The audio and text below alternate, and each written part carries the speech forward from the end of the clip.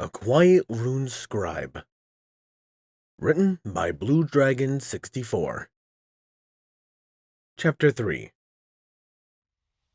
After we leave the break room, we walk to Daisy's office and we sit down. So, right now, you are an assistant librarian. So most of your only real duties are to reshelve books and help older librarians in their work. Although most won't need it, it's mostly to teach you what we do and get you familiar with the library. Here's your schedule. You start at 7 in the morning, your half-hour lunch break is at noon, and you finish up at 3 in the afternoon. And after that, you can do whatever you want. Many read in their rooms or in the library, but you can just leave and do anything else. She gives a badge with the symbol of the library on it with my name and job. This is your badge. It marks you as a librarian, so don't lose it. There's also a sticking enchantment on it, so just put it on your chest. It'll gain enough magic to stick from the environment. So just make sure it's stuck and you'll be fine. Also, don't forget to take it off after your shift. Don't want any pony trying to ask you for help. I nod before sticking it to my chest. She gives me a small paper map. And finally, here's your map. She leaves the office and I follow after her a few moments later. We move through a few doors to the back of the library before reaching a room filled with sacks of books on tables with ponies filling several carts. So your two main jobs will be pretty simple. You'll be sorting out books to fill the carts or pushing full carts out and putting the books back on the shelves. For today, you'll be doing the second. As we approach the cart, she continues. The carts are already sorted, so you just have to take them where they need to go, and each book has a small round symbol. She holds a book showing a small round symbol made of silver showing a pickaxe on it. Each symbol goes to a different section. The ordering being right to left is A to C ascending, so bottom right is A and top left is Z. Got it? Yeah, doesn't sound that hard. So I'll be moving the carts today? She nods. Yep, every pony knows you're new, so just take it slow and get used to the library. And I'll see you at lunch in the meantime. I'll be in my office if you need me, okay? Okay, see you at lunch. After she leaves, I pick a cart and start pushing it towards its designation, deciding to simply push with my TK field instead of my hooves, as I make my way to the library over the next 5 hours of moving carts. The process not being too hard with the strength and range of my TK field and healthy body. After a few hours and finishing my third cart, I went back to the sorting room, only see it mostly empty. Glancing at the clock on the wall, I see it's 12:05, lunchtime. I leave and after a short walk enter the break room, before grabbing some food and sitting down next to Blaze and Daisy, already talking. So, Shade, how's your first day going? Blaze asks me. Not bad. I've emptied a few carts, but that's about it. Nothing to really mention. He nods as I take a bite of some steamed carrots. Although, I do have some questions, if you don't mind. I ask him. Sure. What do you need? Blaze asks back. Well, first, I normally do a morning run, but I'm thinking I'll probably do them after work now. Know any good places? Blaze nods with a smile. Good. Most ponies don't. But you don't need to switch. If you want, the best place would probably be the park. It's only around 2 blocks away and has plenty of space, so you can get there in a few minutes. Just leave the library, go left down the road, and continue for a while. Thanks. Good to know. My next question is more for Daisy. She turns her food to me.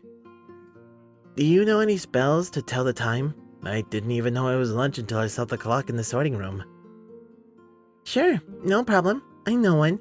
It's pretty simple. I can find the book for you later. That would be great.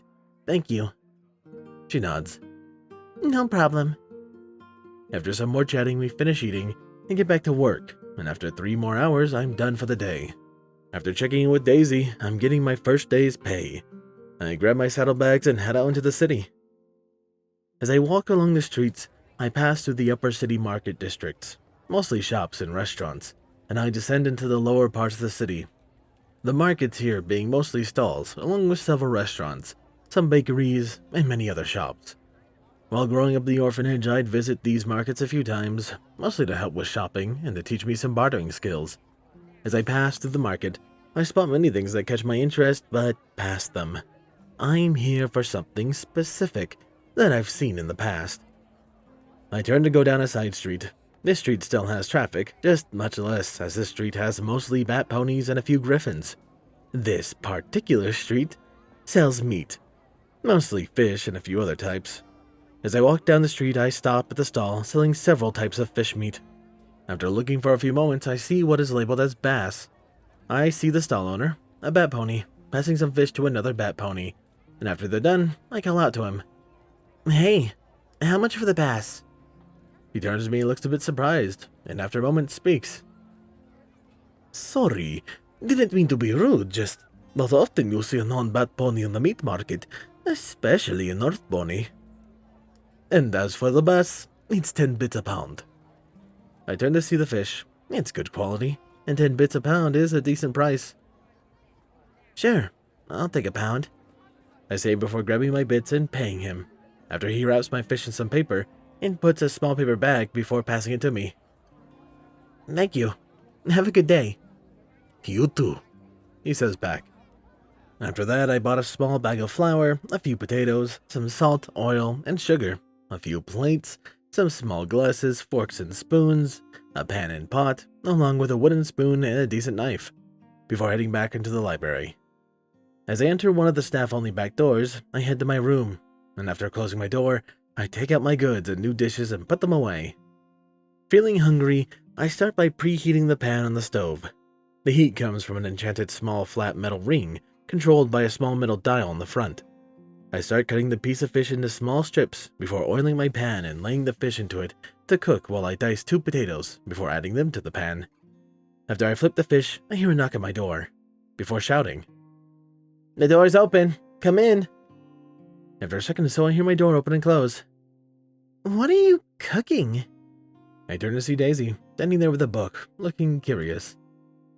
"Fish and potatoes. Why?" I ask back, and hearing my answer, she looks somewhat shocked. You eat meat? I nod. Yeah, not often, but sometimes. You're just full of surprises, aren't you? Well, I brought you the book I mentioned. I turn off the burner and plate my food before turning to her. I grab the book. It's mostly just simple spells for things like housework and convenience. Thanks for this. I'm sure it'll be a big help. I float the book over to my desk before looking back at her and seeing her eyeing my meal. Would you like to try some? I made more than I need. After hearing my offer, she pauses for a moment before giving a hesitant nod. Yeah, sure. I'd like that. Seeing her hesitation, Are you sure? You don't have to if you don't want any. No, I do want to try. My grandsire was a bat pony. He used to offer me some. It's just been years since then. Well, grab a plate. after we sit down to eat, she tries a piece of fish. Oh, wow. This is good. Seeing her take several bites of the fish in fast order. Slow down. You don't want to choke. I say with a grin as she does so, looking a little embarrassed. We went silent after that and finished our meal. As I collect our plates, I put them in the sink. I'm glad you enjoyed it. She walks to my door.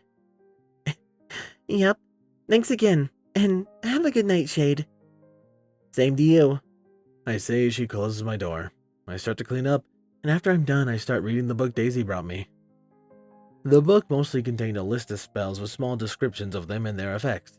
The one I decided to try first was named Temporis, a simple spell to tell the time, nothing complex but still very useful. And after spending some time memorizing the matrix, I cast it a few times. It took me a few tries to get it right, but after I did it, it wasn't that hard to get down. After that, I started to look through the book for any other spells. I might want to learn a few that caught my eye. One like a basic spell to make things lighter, and one for freezing something. But after a while, I put the book down and picked up one of the ones I got yesterday. This one being about runes. This chapter in particular is about types of magic. This being new to me, as I previously thought all magic was the same, but in hindsight, That doesn't make much sense, as beings like Discord definitely have some other type of magic, and the same with Sombra, probably. The difference being their magic element. Many different magic elements exist, one for any emotion and type of force in nature, such as air, fire, and water. The main effect of using different types of magic elements being one of the supplements to normal magic. A good way to view this is that most spells use neutral magic, also called natural magic. The main reason you would use an element instead is that depending on the spell, the power and the effect can be boosted and enhanced. All beings are born with one or several elemental affinities. So, if some pony with a fire affinity were to learn how to convert their natural magic into fire magic and use it to power the candle flame spell, or any flame spell, it would be enhanced. You can also use the converted magic in a raw form. Unlike natural magic, it already has an effect, and as you're the source of magic, it has some form of connection to you. And although it's not very efficient, causing much more natural magic, you can also use an elemental type of magic to control it directly without the use of a matrix. The main advantage being the ability to quickly use your magic. The downside being that when you convert your magic to an element, while you have little to no practice, sometimes you'll lose more than half the magic in the process. The main benefit is that, unlike spells, where you only have a limited amount of control over them, with an element, you can use it for anything that you like. For instance, you can use a fire affinity to enhance a fire-based spell, or you can control it directly and start moving around fire at will. You may be wondering, why doesn't every pony use their affinity? Well, 2 reasons. 1, most don't train even their natural magic, and so don't have enough excess magic to convert into elemental magic, without draining yourself, and the second reason has to do with finding out your affinity and unlocking it. After looking through the book, I found out how one can learn their affinity and unlock it. All you need to do is use a spell. The book even has the spell. But the problem is not the spell's complexity, but its power cost, being higher than 3 or 4 adult unicorns worth of magic. So there are only 3 good options. 1. You can gather several unicorns to power a runic matrix. Option 2. Find a pony with enough magic to do it themselves. And finally, get a crystal and enchant it to hold a magic reserve and use it as a buffer to power the spell. Out of all the options available to me, the last one is the best, as getting several ponies together or getting a pony with enough power would cost a lot, and that's even if you can find any pony willing. So my best bet is buying a gem and enchanting it. And surprisingly, that's not as hard as it seems. Gems, even the bigger ones, aren't that expensive, as crystals seem much more common here than on Earth. Charging it would only really take a week or 2. The hardest part would be finding a spell for the magic reserve. But I do work in the second largest library in Equestria, so finding one should be only a matter of time. And as for gems, when I walked through the markets today, I saw several gems that would work just fine. I don't remember their exact price, but I don't think it's much more than I'd make in a month or so. I'm going to be only buying small things for the next few weeks, as the sooner I know my affinity, the sooner I can start practicing with them. After making several notes in my journal, I keep it in English so nobody can read it, I take a shower before draining my magic through a fire candle spell.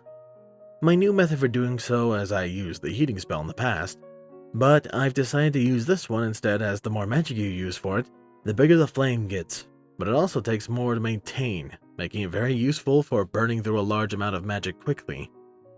After only a minute or so, I'm drained, only leaving enough so I don't pass out.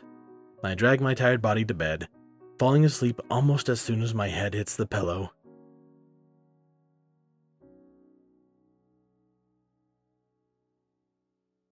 Thank you to my wonderful Patreons. My tier 1s, Bounce Kindness, Chase the Master, Dreamless, Portal, Hyperlink, Jason, HH4, AK Texture, Lord High, 9 Game, Mecario, Pony Entertainment, Starlight Blaze, Rain Flicker, and Tyler Perry. My tier 2s, Captain Blue Shadow, Chaotic Mist, The Animated Ghost, DJ Max 2000, Elemental Wolf, H1 Wolfgang, Potato 20, Mr. Crazy Deacon, Stellar Comet, 212th Trooper, Mackenzie McCullough, Nocturne, Papa Lennon, Redeemer of Dark Souls, Eclipse, Sword Brother Moja, Artie Bryant, Riani Dragon Wolf, and Steel Spark. A large thank you to my previous Titan tiers, Dark Guardian, Danish Dash, Maverick, and User 1842. And a large thank you to my current ones, Bis Eclipse and Silent Titan. I appreciate your guys' support so much, and it means a ton to me. Anyways, This has been Firehearth. Have a wonderful day.